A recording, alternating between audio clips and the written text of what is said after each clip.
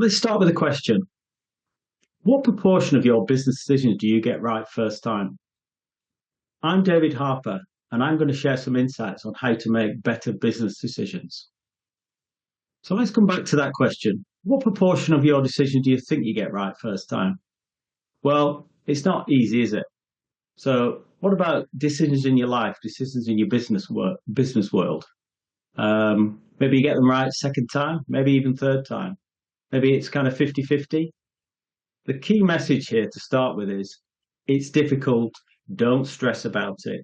You're not going to get every decision right first time, and there's no point stressing.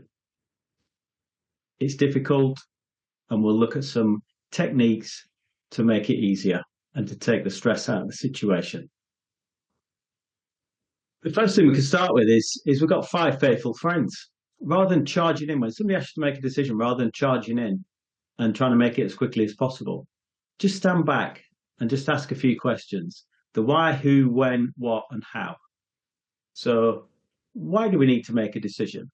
So, sometimes you'll be put into a position where you're kind of saying, we've got to make a decision, we've got to make a decision. Use the challenge. Why do we need to make a decision? The answer to that question will be very revealing, and we'll actually try and clarify and reframe the decision that you're trying to make. Who needs to make the decision? Well, so in some organizations, it's set out in the hierarchy about who makes decisions. Sometimes it's, as they say, above my pay grade.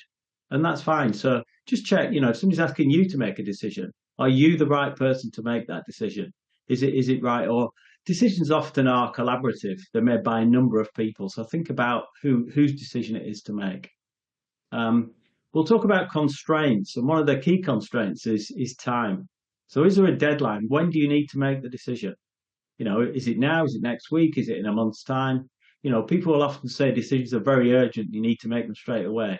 That's rarely the case unless, there's a burning platform. What are you actually trying to do?